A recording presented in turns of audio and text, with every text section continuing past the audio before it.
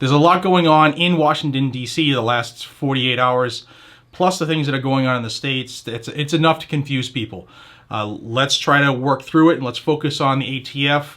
Sit by and watch this episode of Guns and Gadgets.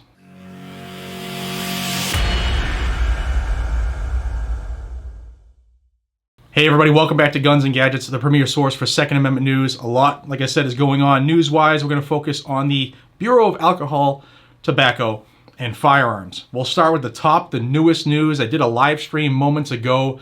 I'll have it linked down below and in the floating little corner card, wherever it goes. Marjorie Taylor Greene has submitted HR 3960. Link is in that live video as well to the bill. And that bill looks to abolish the ATF. So that's solid place to start.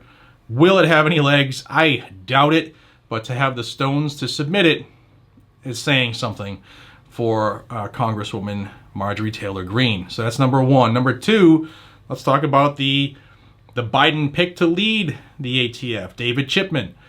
He was due last week for a markup vote in the Senate Judiciary Committee, and some issues came out a day or two prior about a possible firearm that was issued to him that he lost possession of. Now, was that the reason? I don't know, but he was delayed a week in his markup vote, and it was supposed to happen today at 9 a.m. Well, I watched that Senate Judiciary Committee meeting, and they delayed David Chipman's markup vote for an additional week. So he is now scheduled, I gotta look at the calendar, he's now scheduled for the 24th, which is next week at 9 a.m. Eastern Time. Sorry for the loud truck.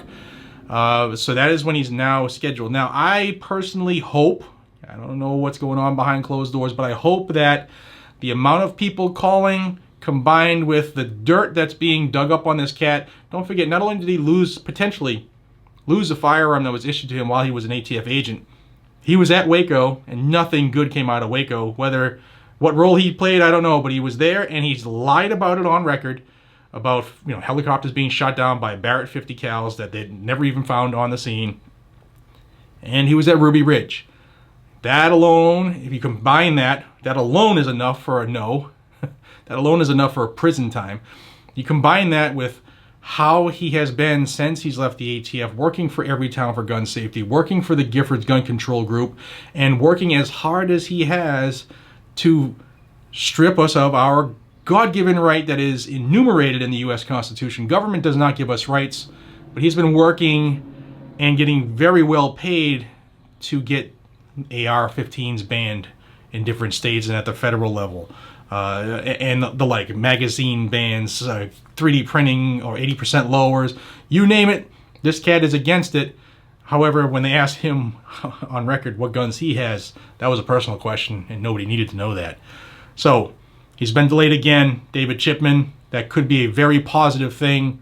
Keep calling your senators, specifically if you have a senator that's on that committee, really call those senators and demand that David Chipman gets a no vote. They represent you. Okay, so now we've covered the bill to get rid of them and the issue with their potential pick for a leader. Let's go over the big issues that we should all be concerned with for the ATF, and that is the proposed rules, one for the frames and receivers redefinition, changing the definition, and the one is an AR pistol brace or a ban, just an outright ban on anything with a pistol brace on it. And I have the updated numbers as of 11:59 p.m. Eastern Time last night. I am glad that more people are jumping into this fray and doing their part. I will say that the numbers have come up since the last time I came out here and barked. But there's still a lot of work to do. So on the frames and receivers proposed rule to redefine things, there are now 61,407 comments submitted. Now, they all haven't been approved. I get a lot of people that reach out to me, hey man, I made a comment, I can't see it on there. What's going on? I looked into it on the regulations.gov, and I looked into it in the Federal Register, and it takes time, especially when you're looking at 61,000 of those. There's like a couple people that read them, and they got to go through them and make sure they have the required information to include the things I've told you about, and it's on the directions page for the commenting. Your name, an address, and the docket number has to be on there. If it doesn't meet the minimum requirements, it's not considered.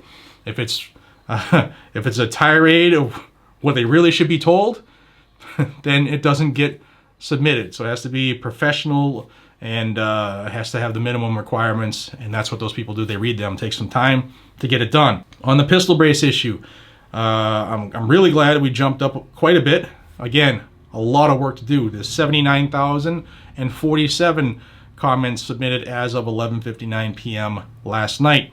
Again, I challenged every single one of my viewers. There are almost 500,000 people that subscribe to this channel. There should be that many people minimum just from this channel subscribing, commenting. I'm losing my trees. So get your friends and family involved. I know a lot of you have made the comment, and I thank you for doing your part. I have submitted multiple comments now from different angles, from different locations, through GOA, through Firearms Policy Coalition, through my own, through the website. And if you own a business, you can comment as how it would affect your business. Even if it wouldn't affect your business, how your business is an American business and you stand for freedom and no infringements and stuff like that. If you have a YouTube channel that's two-way related, you can say, hey, my channel is about freedom and this is looking to infringe upon our freedom. There are all kinds of angles that you can come at with these comments. It does not have to be, what did Jared say? It does not have to be, what would George Washington say?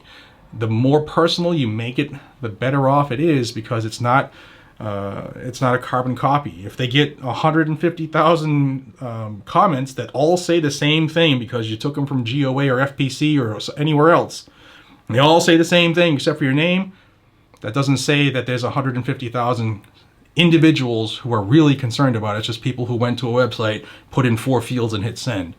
And remember, they said there would be 347, I think it was 347, 357. But they said they should have that many comments minimum. That's what they're expecting, and we're nowhere near that number. Get on it, guys and gals. I'm going to link that video from Marjorie Taylor Greene's announcement that just happened before I hit record here. And I hope that you guys and gals check that out. Spread the word. Please like, subscribe, and share. It absolutely makes a huge, huge difference now, because YouTube hates me, and that's okay. As long as I have you all watching the videos, I will continue to push through until we see each other again. Be safe, stay vigilant, carry a weapon. Get on the comments, get on your senators. Let's let them know that we're joined together now. We are focused on freedom. The Second Amendment community is not to be taken lightly. See you on the next one. Take care.